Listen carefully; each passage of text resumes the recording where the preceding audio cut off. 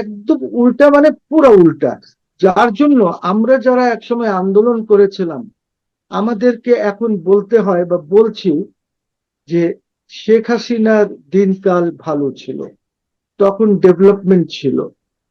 এখন আমরা কি দেখছি, ধরেন কালকে যে ঘটনাটি ঢাকায় হয়েছে, এইটা কি কোনো ইতিবাচক ঘটনা? এটা তো সাংঘাতিক খারাপ। আপনি যদি ফরেন ইনভেস্টরদেরকে ডাকবেন আর ওরা এই রিপোর্টিং গুলি হচ্ছে ঢাকার থেকে ওদের ক্যাপিটালে, তাহলে আপনি কি এক্সপেক্ট করেন? তারপরে দেখেন, আজকে প্রমাণ করলেন বর্তমান প্রধানমন্ত্রী, দেখ এই সরকার is a continuation of the Yunus সরকার। উনি আজকে ইউনূসকে সাথে নিয়ে গিয়ে ওই উদ্বোধন করলেন গণভবনের, যেটাকে জাদুঘর করা হয়েছে। এইটা আপনার সাথে একটু কোনখানে? সংযোজন করি এবং ওই জুলাই জাদুঘর উদ্বোধনের সময় ডক্টর ইউনূস ছিলেন দর্শক সারিতে। আমাদের বর্তমান প্রধানমন্ত্রী তারেক রহমান তিনি নিজে ডেকে নিয়ে নিলেন মানে স্টেজে। যেই মানুষটির বিরুদ্ধে আর কিছু না হোক, 850 শিশু হত্যার অভিযোগ যার বিরুদ্ধে, তাকে আমাদের প্রধানমন্ত্রী ডেকে নিলেন মঞ্চে।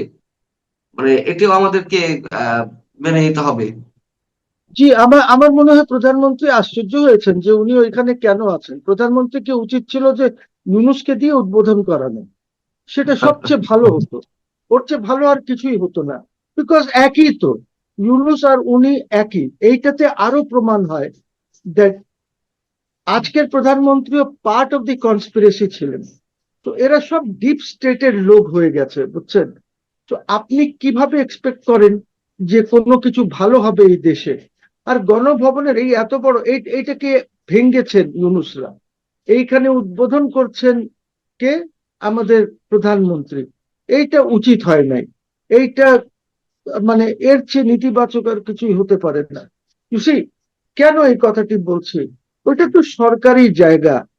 এই জুলাই জি। জাদুঘর করতে হলে আপনি যে কোনো এক জায়গায় ছোট বাড়ি নিয়ে যা আছে আপনি সেখানে করতেন। এই এত বড় মাঠ নিয়ে আপনি যে করলেন, এইখানে তো আবার একটি ভবন নির্মাণ করতে হবে। এই কারণে করতে হবে বিকজ এই জায়গাটা ওই প্রাইম মিনিস্টারের বাসার জন্য। এইখানে গণভবনে, ঠিক আছে খালেদা জিয়া থাকেন নাই, কিন্তু খালেদা জিয়া এখানে ওনার অনেক অনুষ্ঠানগুলি উনি করেছেন গণভবনে, এই ঈদ বা অন্যগুলি as prime minister. Opposition leader হিসাবে উনি লেডিস ক্লাবে করেছেন বা অন্য জায়গায় করেছেন। তো প্রশ্ন হচ্ছে যে এখানে তো একটি ভবন নির্মাণ হবে, হতে হবে, যেটা প্রাইম মিনিস্টার হাউস হবে। তো এইখানে আপনি জাদুঘর করলেন, কয়দিন রাখতে পারবেন এই জাদুঘর আমার জানা নেই। দিস কুড হ্যাভ বিন ডান, ছোট জায়গায় করতেন। তারপরে ধরেন প্রধানমন্ত্রী কাল না পরশু একটা বক্তৃতায় বলছিলেন যে আমাদের এখানে অনেক ইনভেস্টমেন্ট আসছে, $2 বিলিয়ন একটি এআই ডাটা সেন্টার আমাদের এখানে হতে যাচ্ছে। I am sure you must have heard this. আপনি নিশ্চয়ই শুনেছেন জি। ডাটা সেন্টার সিরাজগঞ্জ আর এইসব জায়গায় নাকি হওয়ার কথা আছে। আরে বাবা, ডাটা সেন্টার ওরা আপনাকে কেউ যদি বলে গিয়ে থাকে, এটা কোনোদিন হবে না তো। আপনি প্রধানমন্ত্রী হিসাবে এটা বুঝতে পারেন না? যদি আমার মতন লোক যে একদম অ্যাডমিনিস্ট্রেশনের একদম বাইরে কোনো, বুঝি, আপনার দেশে এই যে কালকের ভায়োলেন্স হলো, আপনার দেশে ইনফ্রাস্ট্রাকচারের অভাব, আপনার পলিটিক্যাল স্পেস যদি না হয় সবার জন্য, তাহলে they will never come with this investment. Problem হচ্ছে আপনার বিদ্যুতের প্রবলেম হচ্ছে। আপনি ওইখানে ডাটা সেন্টার করবেন, অনেক হিট জেনারেট করে ডাটা সেন্টার, অনেক পানির প্রয়োজন হয়, ওইখানে পানির লেভেল অনেক নিচে নেমে গেছে। I don't know how you will manage, but I am sure they will never come. $2 billion is not coming data issue, because আপনি কালকে যেসব করলেন, আর প্রধানমন্ত্রী এখন পর্যন্ত এটাকে কন্ডেম করেন নাই। কালকে ছাত্রদল শিবিরের যে মারপিট হয়েছে এইটা নিয়ে ওনার কোনো বক্তব্য এখনো আমি শুনি নাই। আমি জানি না আপনারা শুনেছেন কিনা। আর উনি উনি ওদেরকে কন্ট্রোল করারও চেষ্টা করেন নাই। যেভাবে এই জিনিসটা হয়েছে, এইটা মারাত্মক। This will make the country unstable, আরো আনস্টেবল করবে। সো এখন আজকে দেখেন শেখ হাসিনা একটি বক্তব্য রাখবেন, আমরা বা আমার গভর্নমেন্ট এত পেরেশান হয়ে গেছে এইটা নিয়ে। আপনি কেন ইন্ডিয়ান হাই কমিশনারের সাথে এটা কথা বলছেন যে হাসিনাকে বক্তব্য যেন না রাখতে দেন? They stop Hasina? They can't, because খেয়াল রাখতে হবে, হাসিনাকে আমি বারবার বলছি, she is the de facto prime minister of Bangladesh. She has not resigned. She has not handed over power to the prime minister, incoming prime minister, but যেই হোক, বা ইভেন তারেক কেও, বা ইভেন ইউনুস কেও উনি হ্যান্ড ওভার করেন নাই পাওয়ার। এই কারণে আমি বলি, তারেক শাহ বলেন ডিজোরে প্রাইম মিনিস্টার, এখন উনি দেশ পরিচালনা করছেন, but that does not mean যে ডিফ্যাক্টো প্রাইম মিনিস্টার যদি ইচ্ছা করেন তাহলে উনি সেখানে বসেও তো আদেশ দিতে পারেন। কাকে? আমলাকে আদেশ দিতে পারেন, পুলিশকে আদেশ দিতে পারেন, মিলিটারিকে আদেশ দিতে পারেন। ওই আদেশটা আপনি কার্যকর করবেন কিনা, দিস উইল ডিপেন্ড। কিন্তু একটা জিনিস হবে, উনি যদি সেখান থেকে আদেশ দেন as the de facto prime minister, যে আমি এখনো প্রাইম মিনিস্টার আছি, তাহলে কিন্তু এইখানে পুরা আমলা, পুরা ব্যুরোক্রেসি, সিভিল মিলিটারি ব্যুরোক্রেসিতে একটা হিউজ ঝামেলা সৃষ্টি হয়ে যাবে। কিন্তু সেটা কোনো ভ্যালু থাকবে? সেটা কি কোনো ভ্যালু থাকবে? অফকোর্স থাকবে। আপনার 10 জনের মধ্যে 3 জন তো ওইটাকে পালন করার চেষ্টা করবে, হয়তো ডাইরেক্টলি পালন করবে না, নিষ্ক্রিয় হয়ে যেতে পারে। আপনি, it's not a question of value, it's a question of assertion that আমি ডিফ্যাক্টো প্রাইম মিনিস্টার হিসাবে এই আদেশ দিলাম। আপনাকে বুঝতে হবে, হলো বা হলো না ইজ নট ইম্পর্টেন্ট, এইটা হলো অ্যাসার্টিং যে আমি এটা করছি। এই জিনিসগুলি তো হতে পারে। এই জন্য প্রাইম মিনিস্টার, আমাদের যিনি ডিজোরে প্রাইম মিনিস্টার আছেন, he should be more careful about this. He should be more careful. এত কেন আপনি দৌড়াচ্ছেন? আপনি আপনি যে সব করলেন, এই যে ওনার অ্যাডভাইজার যে মিটিং করলেন, বা এর আগে যা হলো, দিস অনলি প্রুভস যে আপনারা খুব শেকি আছেন। You are very শেকি। যেদিন থেকে শেখ হাসিনা অ্যানাউন্স করেছেন সেদিন থেকে আপনাদের মানে মনে হচ্ছে যে পায়ের তলায় জমি নাই, এরকম অবস্থা। এর আগে আগে আরো কি কি করবেন শেখ হাসিনা আমিও জানি না, আপনিও জানেন না, কিন্তু আমাদের সাথে তো শেখ হাসিনার কোনো কথা হয় না, কোনো যোগাযোগ নাই। বাট আমি জাস্ট একটা আশঙ্কার কথা বললাম, that if this things happen, কোন পরিস্থিতি হবে। এই জন্যই আমি বারবার বলি, দ্যাট শেখ হাসিনা যখন বলেছেন যে উনি দেশে ফিরবেন, ওনার সাথে কথা বলেন, না হলে she will start giving directives. উনি নিজে ডাইরেক্টিভ দেবেন যে কাকে কি করতে হবে। এটা তো এখন মোটামুটি ওপেন সিক্রেট যে ডিপ স্টেটের কি খেলা ছিল, মার্কিন প্রশাসনের কি খেলা ছিল। আহ আমার প্রশ্ন হচ্ছে যে ডিপ স্টেট বা মার্কিন প্রশাসনের যে ব্লুপ্রিন্ট, সেটি না হলে কি এই ধরনের আন্দোলন গড়ে ওঠার কোনো ধরনের সম্ভাবনা ছিল না? দেখেন, আন্দোলন তো জানেন যে শেখ হাসিনার বিরুদ্ধে আন্দোলন অনেক আগের থেকেই চলছিল, ঠিক আছে, ওনার ইলেকশন নিয়ে অমুক নিয়ে। কিন্তু ইভেন বিএনপি তো অনেক আন্দোলন করেছে, তারা অনেক মিটিংস করেছে, অনেক বড় বড় মিটিংস করেছে, কিন্তু তারা কোথাও আন্দোলনকে নিতে পারে নাই। ইভেন তারেক জিয়ারও দেখেছি যে উনিও আহ, বক্তব্য দিয়েছেন যে লাশ যত বেশি পড়বে তত দ্রুত শেখ হাসিনার ফলটা হবে, উনি চলে যাবেন বা বেরিয়ে এটা কি যাবেন। তারেক রহমান সাহেব বলেছিলেন? এইটা তো আমি ফেসবুকে দেখেছি। না, এরকম একটি অডিও রেকর্ড বেরিয়েছিল, কথোপকথন বেরিয়েছিল, সেটা হচ্ছে সাবেক মেয়র ঢাকার সাদেক হোসেন খোকা এবং মাহমুদুর রহমান মান্নার মধ্যে, তাদের দুজনের মধ্যে কে না না একজন না, বলছিলেন। ওইটা তো আপনি অনেক অনেক পুরান ইসে চলে গেলেন। সেটা তো খোকা যখন অসুস্থ ছিল, নিউ ইয়র্কে ছিল, তখন ওই আর্মিকে দিয়ে একটা কুটু করানোর ব্যাপারে ওরা আলাপ করেছিল, যার জন্য মান্না ওয়াজ অলসো অ্যারেস্টেড। ওইটা ওইটা না, আমি ফেসবুকে দেখেছি ফোন আলাপে বর্তমান প্রাইম মিনিস্টার বলছেন এই কথাটা। এটা ফেসবুকে একবার না অনেকবার দেখেছি এইটা। সো অনেক এনিওয়ে, কিছু ফেক হয়ে থাকে, মানে সেগুলো হতে তো পারে, just I don't know, but they have not denied it. ওরা বলছে না কেন যে না এটা উনি না? আচ্ছা। যদি যদি আমাদের নজরে এসে থাকে, তাহলে নিশ্চয়ই ওনাদের তো একটা ব্যাপক ইয়ে আছে, মিনিস্ট্রি মিডিয়া আছে, আছে। সব আছে। হ্যাঁ, ওনারা তো ডিনাই করতে পারেন এই জিনিসটা। তো এই জিনিসগুলি তো ডিপ স্টেটের পার্ট ছিল।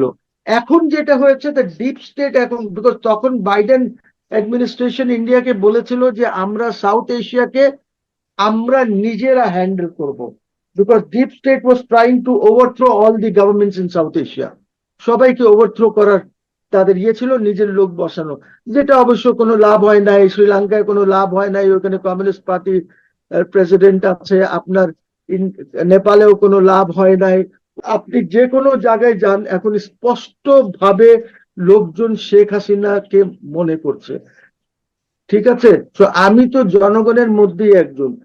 যখন জনগণ, আমরা মনে করেছি যে শেখ হাসিনার বিরুদ্ধে আমরা আন্দোলন করেছি, আমরা মামলা মোকদ্দমা খেয়েছি। এই জন্য আমি দেখেন ইউনূসের এই কিছুদিনের পর থেকে আমি তো এখন শেখ হাসিনার গুণ গাচ্ছি। কেন গুণ গাচ্ছি? Because she deserves it. আমাকেও তো আমার আল্লাহর কাছে গিয়ে বলতে হবে, আমাকে জিজ্ঞেস করা হবে যে তুমি এইগুলি কি করেছো। এই জন্য আমি মাফ চেয়েছি, যাদের বিরুদ্ধে ছিলাম ওদের কাছে মাফ চেয়ে নিয়েছি। আমি যাকে ফ্যাসিস্ট বলেছি মাফ চেয়েছি, বিকজ ইউনূসের চেয়ে বড় ফ্যাসিস্ট তো আর কেউ নাই। এখন আমাদের প্রধানমন্ত্রী যিনি আছেন বর্তমান, উনি তো ডিজোরে প্রধানমন্ত্রী ইলেকশনের মাধ্যমে এসেছেন, কিন্তু যে ইলেকশন ইউনূস করিয়েছে এই ইলেকশনের ভ্যালিডিটি কত হবে আগে গিয়ে যখন শেখ হাসিনা মাঠে নামবেন, আই ডোন্ট নো। তো এই জিনিসটা এখন, বিকজ আমাদের পাবলিকলি প্রধানমন্ত্রী যে কথাগুলি বলছেন, those are very nice, very good, এবং আমি সমর্থন করি ওই কথাগুলি। কিন্তু আমি জানি না ওনার মনের ভিতরে কি আছে। ওনার অনেক সময় এইসব যা হচ্ছে দেখে মনে হয় যে উনি মুখে একটি কথা বলছেন ফর পাবলিক কনজাম্পশন, কিন্তু ভিতরে উনি, ওনার মনে হয়তো সামথিং এলস আছে। বিকজ এটা যদি না হয়, কালকে এত ঘটনা ঘটলো, এটা উনি থামান নেই কেন? Why did he not come out with a statement? উনি আজকে ওইখানে গেছেন উদ্বোধন করতে, এখানে অনেক লোকজন আহত হয়েছে। আপনি আলিয়া মাদ্রাসার ভিতরে ঢুকে মারামারি হয়েছে, মেডিকেল কলেজে, ঢাকা মেডিকেল কলেজে মারামারি হয়েছে, জগন্নাথে হয়েছে, ঢাকা কলেজে হয়েছে, সিটি কলেজ, এইসব যে এলাকায় সব মারামারি হয়েছে, বোধহয় তিতুমির হয়েছে আমি শুনেছি। তো এইটা কি উনি বলেছেন? এখন পর্যন্ত কন্ডেম করেছেন? করেন নাই। ইউনূস সাহেবের যে এই যে এত বাচ্চা মারা গেল, আমার এই প্রধানমন্ত্রী কি স্পষ্ট ভাষায় দুঃখ প্রকাশ করেছেন?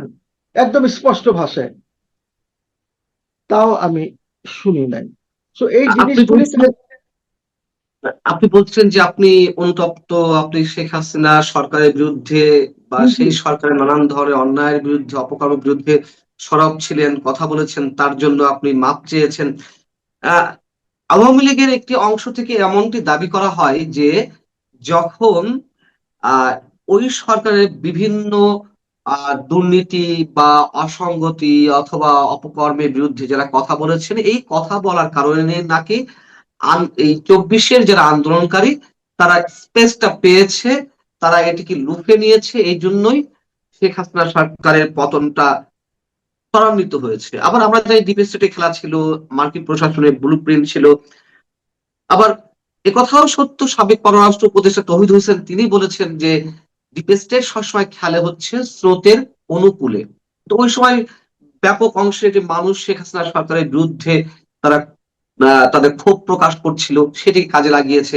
কিন্তু আমার কথা হচ্ছে যে সেই সরকার যে অন্যায়গুলো হয়েছে তার বিরুদ্ধে কি মানুষ তখন প্রতিবাদ করবে, নাকি ওটি মনে করে থেমে যাওয়া উচিত ছিল যে না, এরপরে আবার কোন সরকার আসে এই জন্য কোনো ধরনের কোনো প্রতিবাদ করা যাবে না? সেটিও কি সঠিক ছিল, সঠিক হতো? না না, দেখেন আমি একটা কথা বলি, সেটা হলো যখন আমি প্রতিবাদ করেছি, ওই আওয়ামী লীগের অংশ যাই বলুক না কেন, দ্যাট ইজ অ্যানাদার ইস্যু। কিন্তু প্রশ্ন হচ্ছে যে প্রতিবাদ যখন করেছে, বিকজ ন্যায়ের সাথে ছিলাম। জি। আমি যখন বলেছি supreme court of Awami League, তখন এই কারণে বলেছি যে supreme court of Awami League বলা ছাড়া আমার কোনো উপায় ছিল না, যে ধরনের জাজেস, যে ধরনের হুম, হুম। বিহেভিয়ার ছিল কোর্টগুলির। এখন যেটা দেখলাম তারপরে, ও বাবারে, এইটা তো আরো বেশি ছাড়িয়ে গেছে একদম। মানে কিসের কিসের ইনসাফ? তখন তো তাও কিছু ইনসাফ পাওয়া যেত। এই কারণে এখন আমরা যারা তখন এত বিরুদ্ধে ছিলাম, আমরা এখন বুঝতে পেরেছি। দেখেন, একটা চেঞ্জ হলে বোঝা যায়। সামনে আমার একটা জিনিস ছিল, সেটা নিয়ে প্রতিবাদ করেছি, সেটা নিয়ে কথা বলেছি। তারপরে যখন একটা চেঞ্জ আসলো, সামনে দেখলাম যে আরেকটি সরকার আছে, এই সরকার কিভাবে চলছে, কিভাবে আমাদের জুডিশিয়ারি চলছে, তখন সে বোঝা গেল যে ওরে বাপ, that was still better.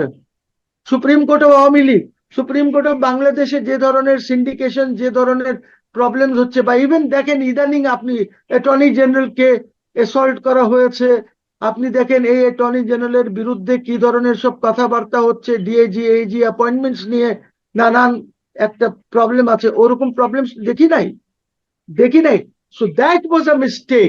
At least আমি ব্যক্তিগতভাবে মনে করি দ্যাট আমি ভুল করেছি, আমি মাফ চেয়েছি, এবং আমি বারবার মাফ চাইবো যে ওইটা আমার ভুল ছিল, এবং আমি বারবার এখন শেখ হাসিনার প্রশাসনকে, শেখ হাসিনা যা দিয়েছে দেশকে, এইটার প্রশংসা আমি করব, অবশ্য করব।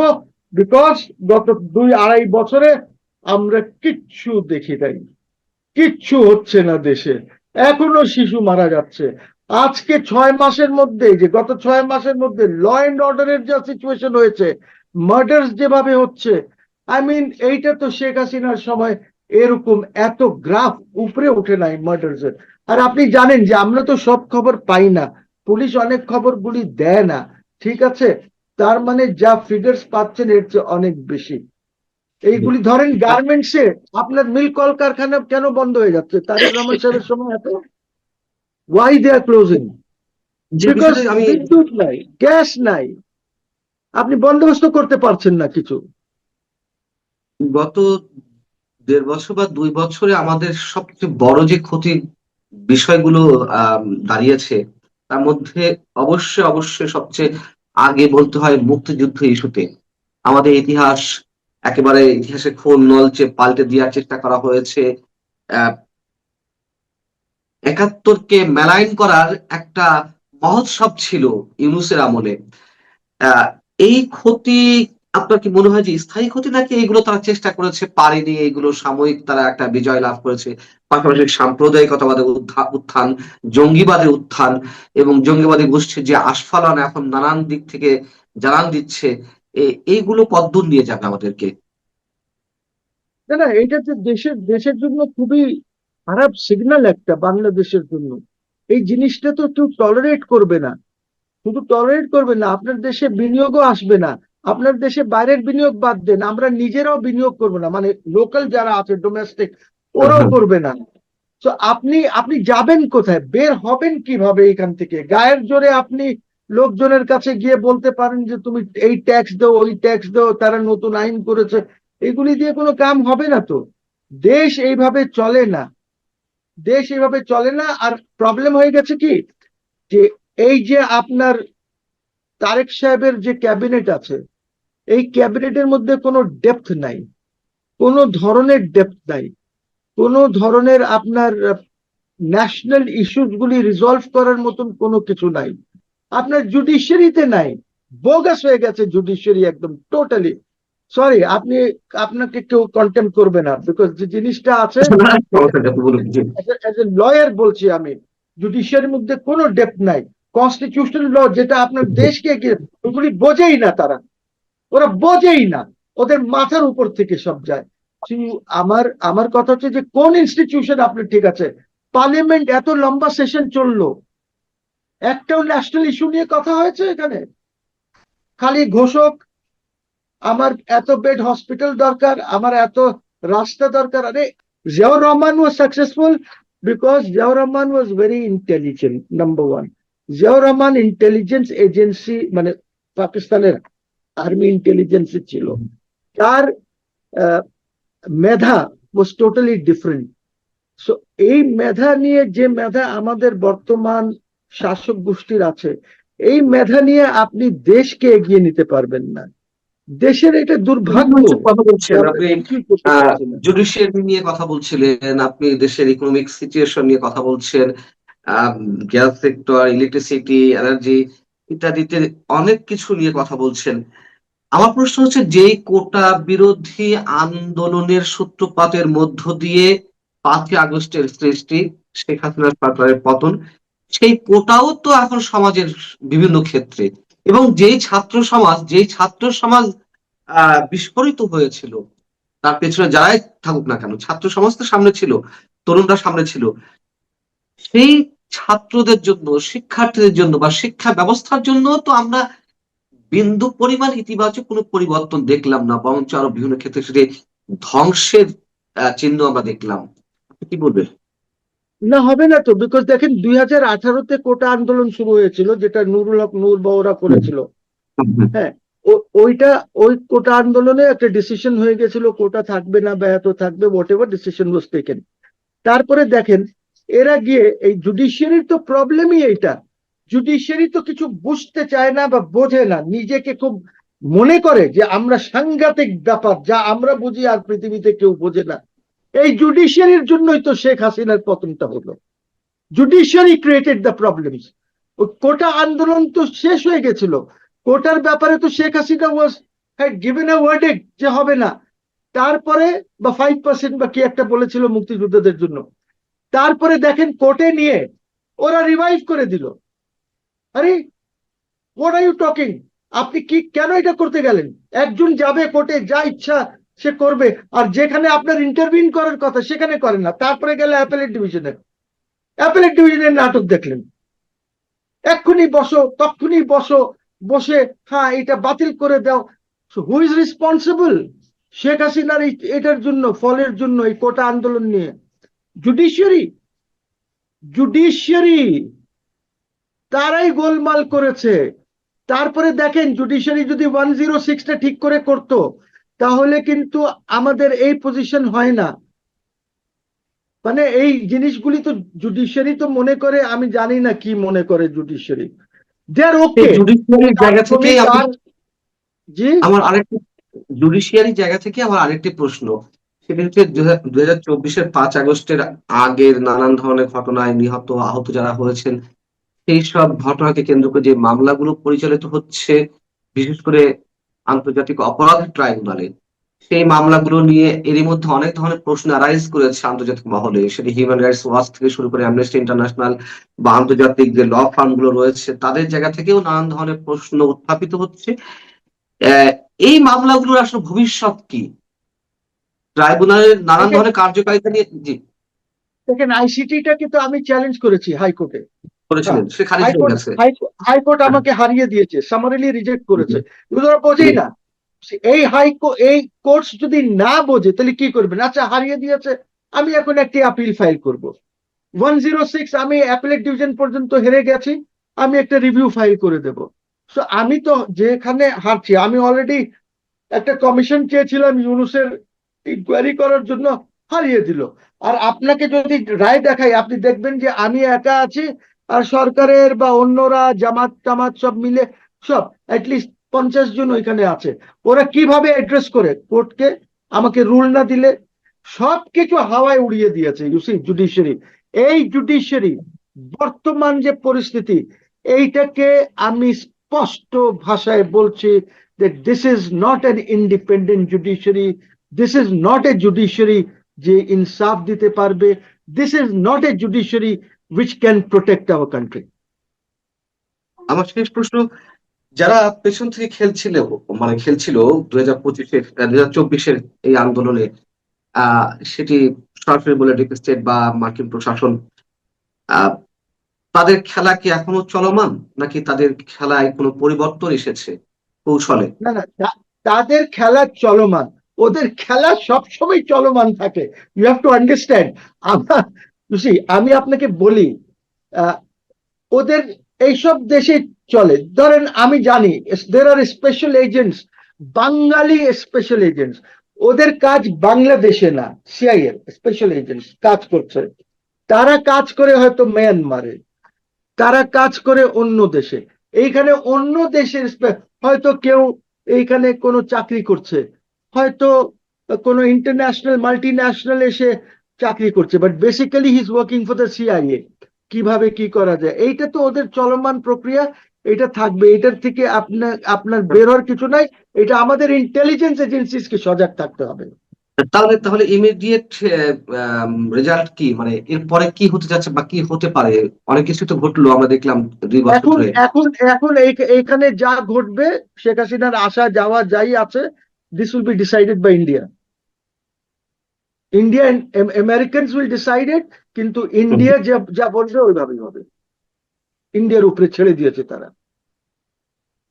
আর কিন্তু কিছুটা তো আমাদের বুঝতেই পারছেন স্যার, সার্জিও গোরের জি, visit, cancellation of the dinner, তারপরে যাদের সাথে দেখা করেছে এর মধ্যে জামাতের সাথে দেখা করে নাই, শিবির বা এদের সাথে দেখা করে নাই।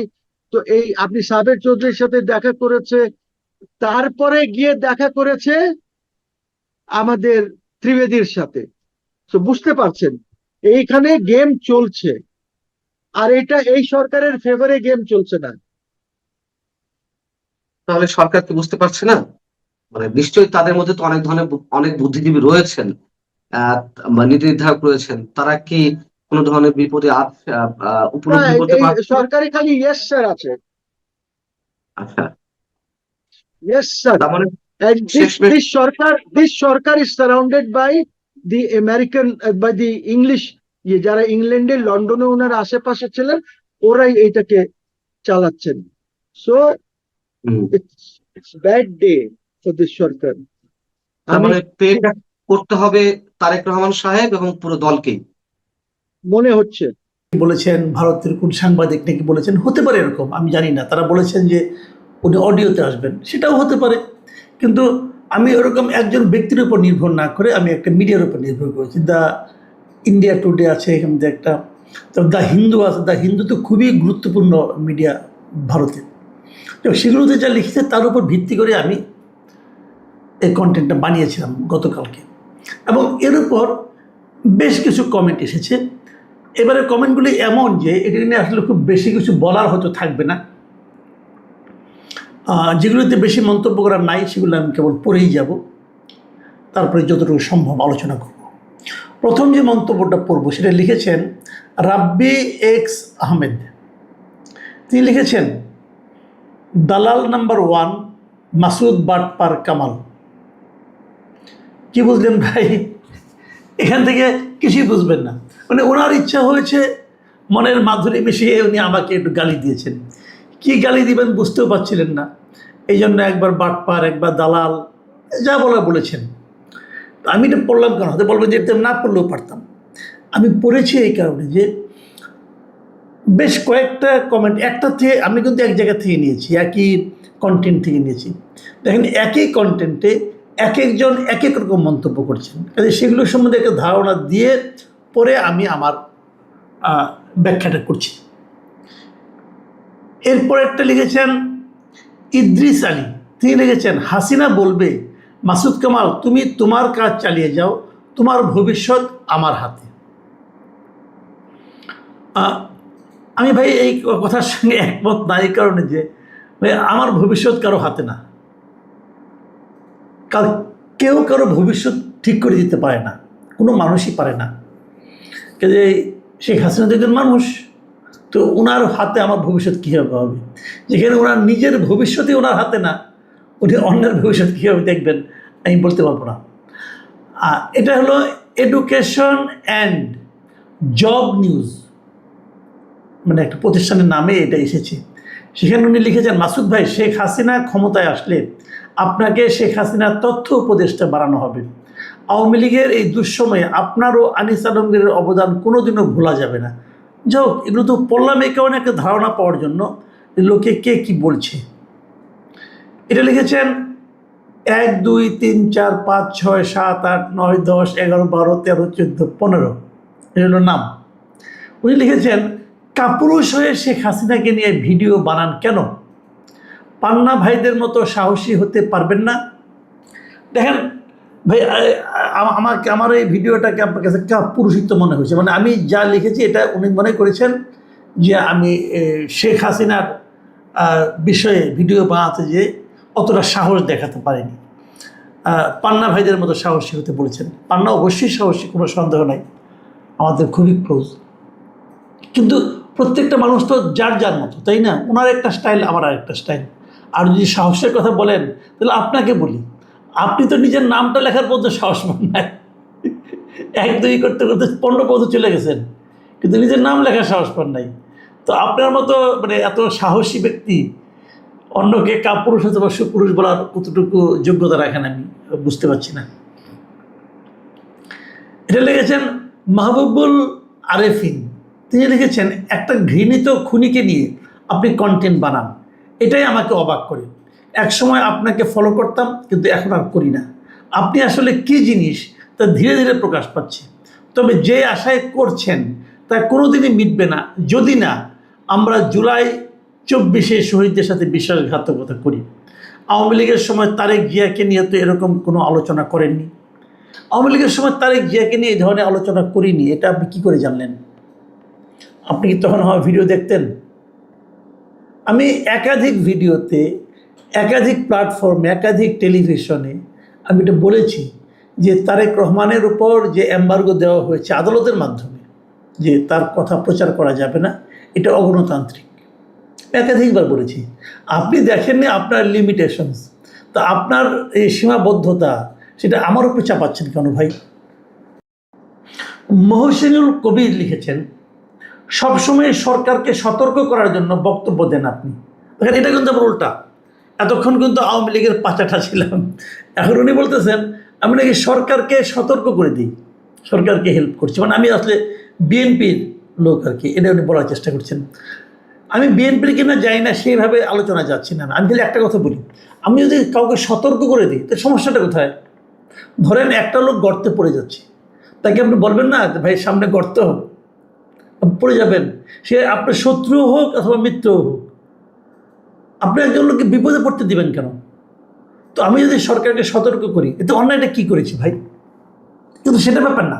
ব্যাপারটা হলো, আপনি দর্শকদের বলছি, দেখুন এখানে কিন্তু আবার উনি মনে করছেন আমার এই কন্টেন্টের মাধ্যমে যে আমি গভর্নমেন্টকে সতর্ক করে গভর্নমেন্টকে হেল্প করছি।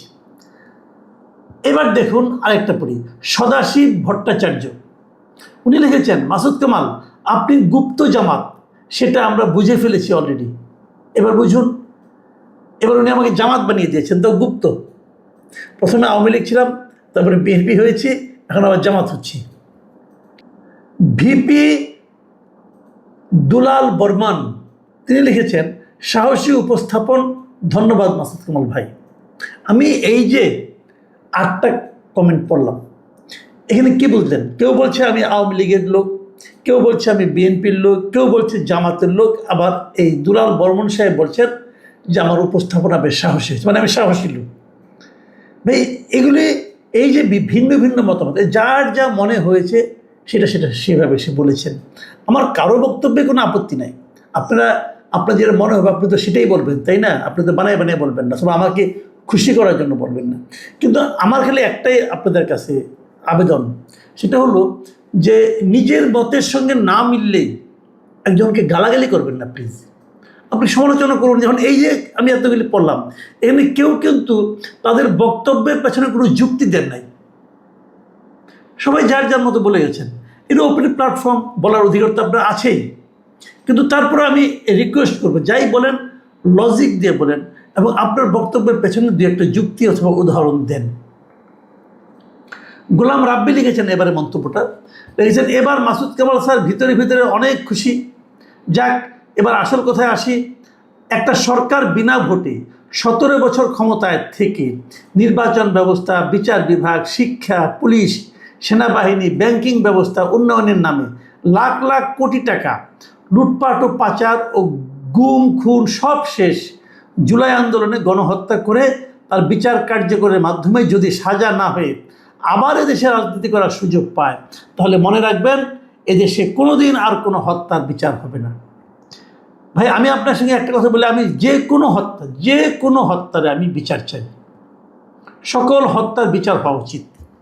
বিচারে যদি কেউ নির্দোষ হয়, নির্দোষ হবে। এই জুলাই হত্যার সময় যে পুলিশগুলিকে হত্যা করা, সমস্ত পুলিশকে হত্যা করা হয়েছে, আমি তারও বিচার চাই। কারণ পুলিশের জীবনও তো জীবন, সে তো অর্ডার ফলো করেছে। যিনি অর্ডার দিয়েছেন তাকে বিচার করেন। যদি বিচারে প্রমাণ হয় যে ওই পুলিশটাকে হত্যা না করলে এই আন্দোলন সফল হতো না, তাহলে আপনি তার কোনো শাস্তি দেন না। কিন্তু সকল হত্যার বিচার হওয়া উচিত। মাহমুদ মনির লিখেছেন, ভাই লাইভে আসবে তা বলে নাই, ভার্চুয়ালি যোগ দিবে। আগেও একবার ভাষণ দিয়েছিলেন, কিন্তু সেটা রেকর্ড করা ভাষণ ছিল। আর এইবার সরাসরি ফোনে প্রশ্নের উত্তর দিবেন। আমি 99% শিওর তিনি দেখা দিবেন না। উনি যেই দিন দেশের উদ্দেশ্যে রওনা দেবেন সেই দিন দেখা দেবেন। আপনার মতামত ভাই, আমার কিছু বলার নাই। যে আমি আগেই বলেছি, আমি যা কিছু বলেছি ভারতের একটা মিডিয়াকে, একটা না একাধিক মিডিয়া থেকে বলেছি, আপনি আপনার সোর্স কি আমি জানি না। জামিল মাসুদ লিখেছেন শেখ হাসিনা অডিও বার্তায় কথা বলেন কিন্তু ভিডিওতে তিনি দেখা দেন না কেন? তিনি কি এখন তার মুখ দেখাতে লজ্জা পান? গুড কোশ্চেন, আমি জানি না কীভাবে। হরিপদ লিখেছেন শ্রদ্ধা বড় ভাই, আপনার কাছে প্রশ্ন, শেখ হাসিনা কি বাংলাদেশে কারো কাছে লিখিত দিয়ে গেছে যে আমি আর জীবনে রাজনীতি করব না? এরকম কোনো দলিল আছে? তাহলে সে কেন কথা বলতে পারবে না? বরং বাংলাদেশ সরকারের উচিত, যেহেতু সে আসতে চাইতেছে, তাকে সার্বিক সহযোগিতা করে নিয়ে এসে আইনের মুখোমুখি করা। হরিপদ সাহেবের সঙ্গে কিন্তু আমি মোটামুটি একমত। মুক্তার হোসেন লিখেছেন জুলাই আপনাদেরকে কি দিয়েছে একবার সাহস করে বলুন। কোটামুক্ত বাংলাদেশ, দুর্নীতিমুক্ত রাষ্ট্র, শোষণমুক্ত সমাজ, বাক স্বাধীনতা, আইনের শাসন, অর্থনৈতিক মুক্তি, সামাজিক উন্নয়ন, আইন শৃঙ্খলার স্থিতিশীলতা, নিরাপদ জনজীবন, ন্যূনতম মানবাধিকার। কোথায় সেগুলো? যে স্বপ্ন দেখানো হয়েছিল তা আজ কি বাস্তব নাকি শুধুই মিথ্যা আশ্বাসের জাল? দেশ কি এগিয়েছে নাকি পিছিয়ে গেছে? মানুষ কি স্বস্তিতে আছে নাকি আতঙ্কে? চোখ খুলে দেখুন, সত্যটা বুঝুন। সময় এসেছে প্রশ্ন করার, জবাব চাওয়ার, কারণ ইতিহাস কখনো মিথ্যাকে ক্ষমা করে না। স্টেগানোগ্রাফি লিখেছেন সূর্য যেমন পূর্ব দিকে উঠে পশ্চিম দিকে অস্ত যায়, এটা যেমন সত্য, শেখ হাসিনা আসবেন এবং এই ভঙ্গুর দেশ আবার নতুন করে পুনর্গঠন করবেন, এটাও তেমন সত্য। That is called universal truth. Nasrin Islam লিখেছেন দেশ সবার, শেখ হাসিনা ও বাংলাদেশ, ওনার সরকার পরিচালনায় ভুল থাকতেই পারে। বিএনপি এরশাদ আমলের সরকার পরিচালনায় ভুল ছিল, তাই বলে ইউনুস বাটপার মব সৃষ্টি করে ওনাকে দেশ থেকে বাধ্য করবেন, এটা কোন শয়তানি? একটা নিরপেক্ষ নির্বাচন হোক, দেশের মানুষ রাজনৈতিক নেতার বিচার করবে, রাজনৈতিক দলের ভবিষ্যৎ নির্ধারণ করবে ভোটের মাধ্যমে। আর জুলাই আগস্ট হত্যাকাণ্ডের সঠিক তদন্ত হোক, অনেক কিছুই বের হয়ে যাবে। দেখুন, এখানে একটা কথা আমি বলি, ইউনুস সাহেব কিন্তু শেখ হাসিনাকে দেশ থেকে বাধ্য করেন নাই। শেখ হাসিনা দেশ থেকে করার পরেও 3 দিন পরে ইউনুস সাহেব এসে দায়িত্ব নিয়েছেন।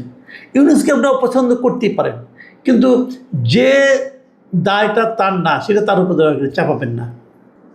বন্যা আক্তার লিখেছেন শ্রদ্ধেয় সাংবাদিক মাসুদ কামাল ভাই, দয়া করে বলবেন কি ফ্যাসিস্ট শেখ হাসিনা চলে যাওয়ার পর আমরা কি কি সুবিধা পেয়েছি, আগের চাইতে কোন জায়গায় আমরা উন্নতি করেছি? যে এই প্রশ্নটা আপনি করতেই পারেন। লাকি বেগম লিখেছেন মাসুদ কামাল ভাই, আমার কিছু জানার বিষয় আপনি পরবর্তীতে আলোচনা করবেন। বর্তমান প্রধানমন্ত্রী তারেক রহমান, উনি যখন দণ্ডপ্রাপ্ত হইয়া ও বিদেশের মাটিতে বসিয়া রাজনৈতিক কাজকর্ম করেছেন, হাসিনা কেন পারবে না? খুব লজিক্যাল একটা প্রশ্ন আপনি করেছেন, কারণ তারেক রহমানের উপরে এই ধরনের একটা আদালতে নিষেধাজ্ঞা ছিল যে ওনার কথা প্রচার করা যাবে না, কিন্তু উনি তো বিদেশে বসে রাজনীতি করেছেন এবং রাজনীতি করে উনি প্রায় প্রতিদিনই ওনার দলের লোকের সঙ্গে জুম মিটিং করেছেন এবং সেই মিটিংয়ের খবরগুলো আমরা বিভিন্ন পত্রপত্রিকায় দেখতে পেয়েছি।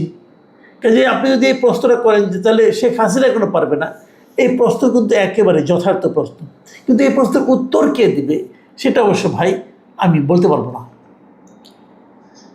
এটা একেবারে শেষ কমেন্ট। এই কমেন্টে লিখেছেন আহসান হাবিব, তিনি লিখেছেন আসসালামু আলাইকুম মাসুদ কামাল স্যার, আমার নাম সুমন, পর্তুগাল থেকে আমি নিয়মিত আপনার কন্টেন্টগুলো দেখি, দয়া করে আমার কমেন্টটা একটু পড়বেন, আমি খুশি হব। অনেক ধন্যবাদ আহসান হাবিব সাহেব। আর প্রিয় দর্শক, আপনার